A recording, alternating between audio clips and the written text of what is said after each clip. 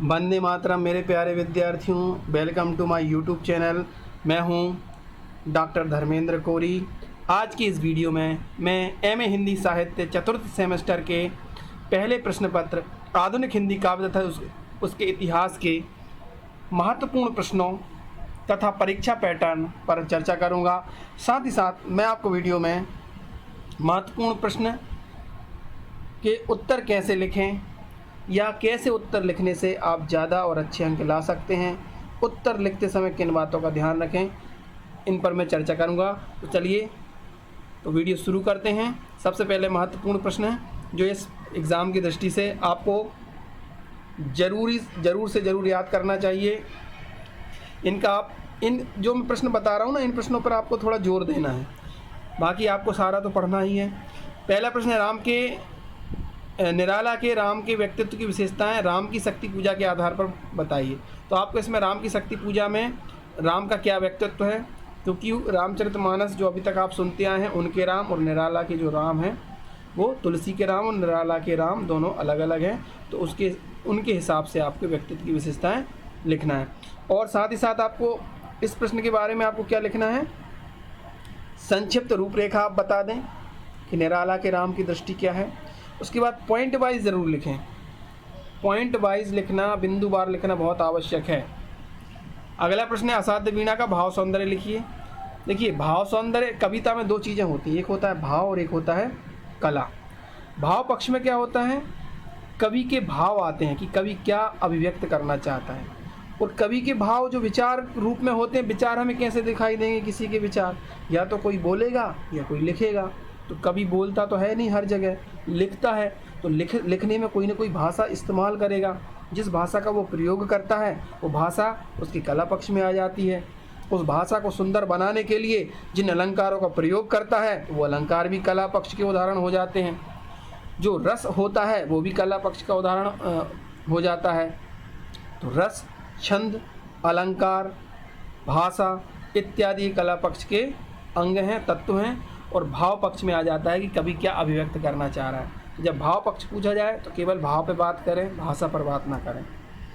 सुमित्रा नंदन पंत की काव्य भाषा पर प्रकाश डेली। अब यहाँ पर सुमित्रा नंद की काव्य भाषा बताना है। तो सुमित्रा नंदन जो पंत हैं, पंत जी की भाषा बहुत ही कैसी है, संस्कृत निष्ठ हिंदी का प्रयोग किया है, ध्वन्यात्मक भाषा का प्रयोग किया है, संगीतात्मकता है उनकी भाषा में। उनकी भाषा कैसी है इसका उदाहरण आप जो उनका पल्लव नामक कविता संग्रह है उस पर आप अंदाज़ा लगा सकते हैं। पल्लव नामक जो कविता संग्रह है उसमें संग्रहित है। अगला महत्वपूर्ण प्रश्न देखते हैं, जल्दी वीडियो लंबा हो जाता है तो आप लोग देखते नहीं है। भारतेंदुकालीन काव्य की भाषा की विशेषताएं लिखना है।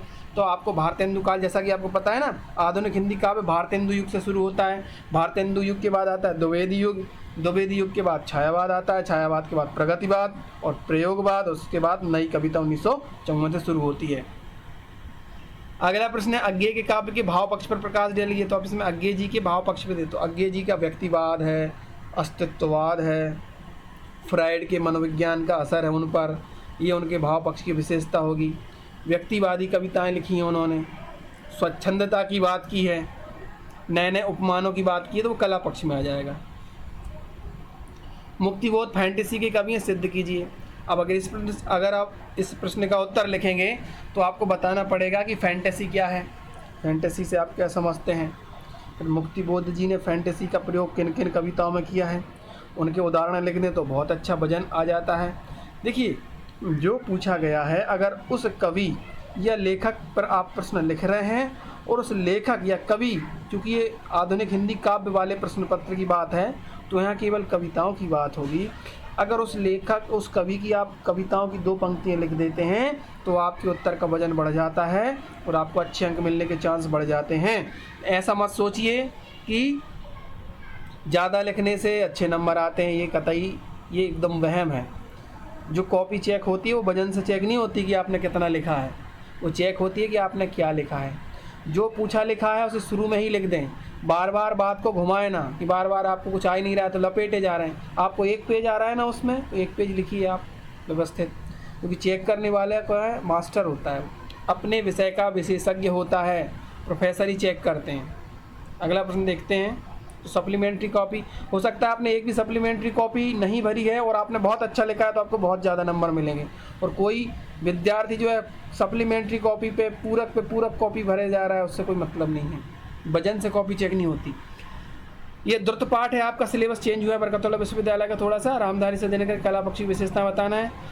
हरिवंश राय बच्चन के हालावाद को समझाइए। हालावाद की शुरुआत आपको बताना पड़ेगा कि उमर खय्याम से होती है, हालावाद क्या है। फिर बच्चन जी आते हैं, हिंदी में हालावाद की शुरुआत करते हैं हरिवंश राय बच्चन जी। उनकी हालावाद की मधुशाला की 2 पंक्तियाँ आपको आ जाएँ। मंदिर मस्जिद बैर कराते, मेल कराती मधुशाला, आप लिख देंगे तो आपके उत्तर का वजन बढ़ जाएगा। नरेश मेहता के व्यक्तित्व एवं कृतित्व पर लिखिए। व्यक्तित्व में आपका आ जाएगा कवि का जीवन परिचय, जन्म मृत्यु परिवार शिक्षा दीक्षा आ जाएगी। कृतित्व में उनकी रचनाएं आ जाएंगी, उन्होंने क्या क्या लिखा है, गद्य लिखा है, पद्य लिखा है, कौन कौन से उन्हें साहित्य के पुरस्कार मिले तो वो लिखना पड़ेगा आपको। अगला प्रश्न, भवानी प्रसाद मिश्र के व्यक्तित्व एवं कृतित्व का वर्णन कीजिए। भारतेंदुकालीन काव्य की प्रमुख प्रवृत्तियों का संक्षिप्त वर्णन कीजिए। द्विवेदी काव्य की प्रमुख विशेषता का वर्णन कीजिए। छायावाद क्या है, छायावाद की प्रमुख विशेषता का वर्णन कीजिए। ये इस प्रकार के कुछ महत्वपूर्ण प्रश्न हैं। अब बहुविकल्पी प्रश्न भी आते हैं, मल्टीपल चॉइस, तो वो भी मैं लेकर आया हूँ इसमें। रामायण की रचना मूल रूप से किसने की है? तुलसीदास जी ने देखिए रामचरितमानस लिखा है, वेद व्यास ने महाभारत लिखी है, वाल्मीकि जी ने लिखी है संस्कृत रामायण, ठीक है। रैदास जी ने फुटकर पद लिखे। निराला की प्रगतिवादी रचना इनमें से कौन सी? जूही की कली, राम की शक्ति पूजा, कुकुरमुत्ता, या सभी? तो ये सभी जो रचनाएं हैं वो निराला जी की तो हैं, लेकिन इनमें प्रगतिवादी रचना कुकुरमुत्ता के लिए। जूही की कली क्या है? छायावादी रचना है। और जूही की कली के बारे में क्या प्रसिद्ध है? एक बार जब जूही की कविता छपवाने के लिए महावीर प्रसाद द्विवेदी जी को निराला जी ने भेजी, तो महावीर प्रसाद द्विवेदी जी ने ये कविता छापने से मना कर दिया।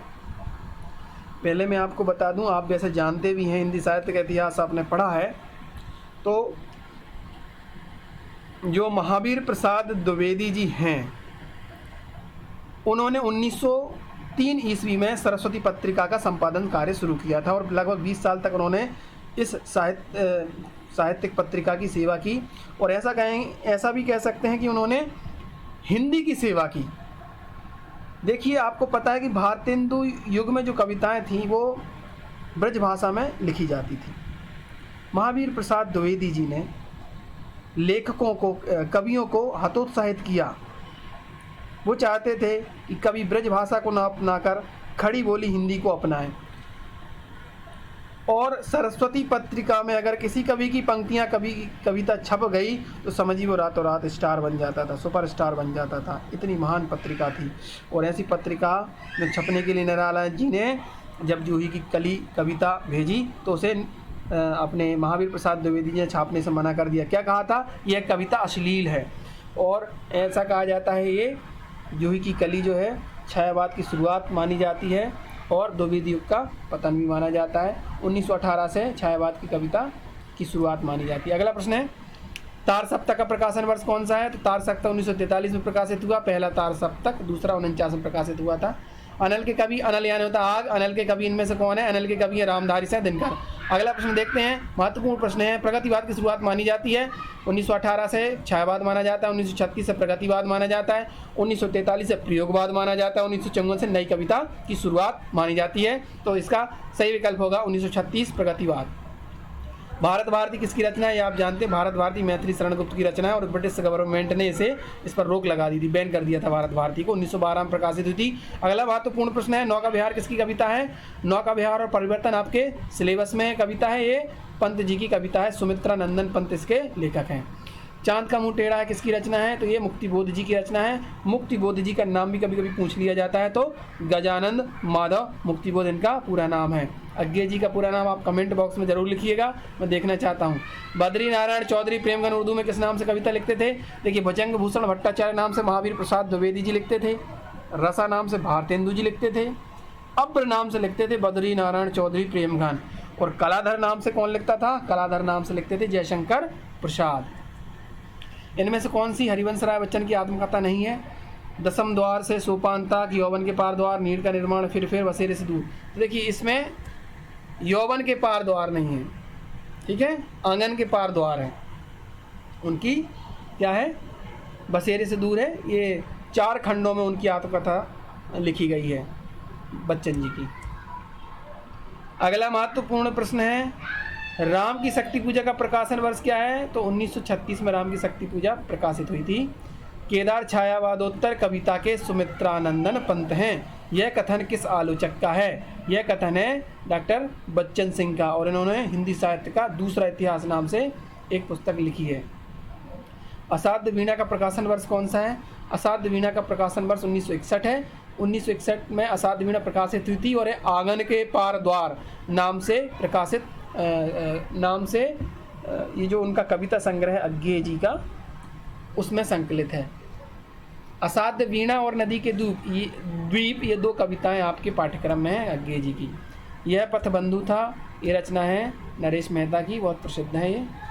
अब हम देख लेते हैं कि परीक्षा की दृष्टि से कौन कौन सी व्याख्याएं आती हैं और व्याख्याएं आप कैसे लिखेंगे। है अमानिसा उगलता गगन घन अंधकार, खो रहा दिशा का ज्ञान स्तब्ध है पवनचार। तो देखिए, जब आपको व्याख्या करनी है तो आप है अमानिसा ... जलती मसाल लिखेंगे। उसके बाद लिखेंगे संदर्भ। संदर्भ में आप लिखेंगे कि प्रस्तुत काव्य पंक्तियाँ छायावादी कवि निराला जी की प्रसिद्ध लंबी कविता राम की शक्ति पूजा से उद्धृत है। फिर आप लिखेंगे प्रसंग। प्रसंग में आप लिखेंगे कि इस जो 4 पंक्तियां जो आपको दी गई उनके आगे पीछे क्या हो रहा है। तो युद्ध के समय से आपको पता है, युद्ध होता है, राम और रावण का युद्ध चल रहा होता है, फिर शाम हो जाती है, युद्ध समाप्त हो जाता है और सब लोग धीरे धीरे अपने शिविर में आ जाते हैं। राम लक्ष्मण जामवंत सब लोग बैठे हुए हैं। पीछे समुद्र जो है वो गरज रहा है, इसलिए लिखा है ना, अप्रतिहत गरज रहा पीछे यमुदी विशाल। सब लोग बैठे हैं और आज का जो ये राम रावण का युद्ध हुआ है और जो जिसमें किसी की हार जीत नहीं हुई है, क्योंकि कल शाम होते ही ऐसा होता है ना, युद्ध समाप्त हो जाता था। अगले दिन की रणनीति बनाने के लिए सब बैठे हैं और एकदम शांत है, क्योंकि आज की लड़ाई में जो रावण राम की सेना पर भारी पड़ गया है और यही सब राम और उसकी सेना, राम लक्ष्मण जामवंत हनुमान सुग्रीव, ये सभी चिंतित हैं, इसीलिए ऐसा कहा गया। तो संदर्भ में आपको संक्षिप्त रूप में इसको लिखना है और फिर व्याख्या करना है ये पूरा, और उसके व्याख्या के बाद विशेष जरूर लिखें या कला पक्ष लिखें। विशेष में आप लिख सकते हैं कि इसमें अप्रतिहत ऐसे शब्दों का प्रयोग किया गया है, शुद्ध संस्कृतनिष्ठ खड़ी बोली यानी हिंदी का प्रयोग किया है निराला जी ने, भाषा के बारे में लिखेंगे। आप इसमें लिख सकते हैं गगन घन अंधकार में कौन सा अलंकार है, अनुप्रास अलंकार है, ये लिख सकते हैं। तो भूधर ज्यों ध्यान मग्न, यहाँ पर ज्यों ध्यान मग्न, यहाँ पर उत्प्रेक्ष अलंकार है, तो अलंकारों को छांट के लिख सकते, तब आपकी पूरी व्याख्या मानी जाएगी। और ऐसा लिख लेंगे तो बिल्कुल पूरे नंबर आएंगे आपको। एक और महत्वपूर्ण व्याख्या स्क्रीनशॉट ले लीजिए, ये भी आ सकता है, स्थिर राघवेंद्र को हिला रहा फिर संशय, इसका भी स्क्रीनशॉट ले लीजिए। कहे हुए भानुकुल वहाँ मौन क्षण भर, आराधन का आदरण आराधन से दो उत्तर, तुम बरो विजय संयत प्राणों से प्राण पर। इसकी व्याख्या देख लीजिएगा, इसको आप करके जाइएगा। परीक्षा की दृष्टि से विशेष बल देना है आपको। आ गए प्रियम्बद के इस कम्बली गुहा गे, राजा ने आसन दिया, असाध्य वीणा से है। नदी के द्वीप भी है इनकी प्रसिद्ध कविता, ये भी असाध्य वीणा से है। किसी एक को नई वधू की सहमी सी पायल धुनी, किसी दूसरे को शिशु की किलकारी, ये सब आपके पाठ्यक्रम में है। तो यहाँ पर अभी सोनवे गुलाब पाई तूने खुशबू रंगो आप, एक थे नवाब फारस से मंगाए थे गुलाब, ये कुकुरमुत्ता कविता से है, ये महत्वपूर्ण है। तो यहाँ पर वीडियो समाप्त होता है। मैंने महत्वपूर्ण प्रश्नों व्याख्याएं आपको बता दी है। कोई भी आपकी समस्या हो, कोई भी क्वेरी हो, आप मुझे कमेंट बॉक्स में कमेंट कर सकते हैं। Thank you for watching.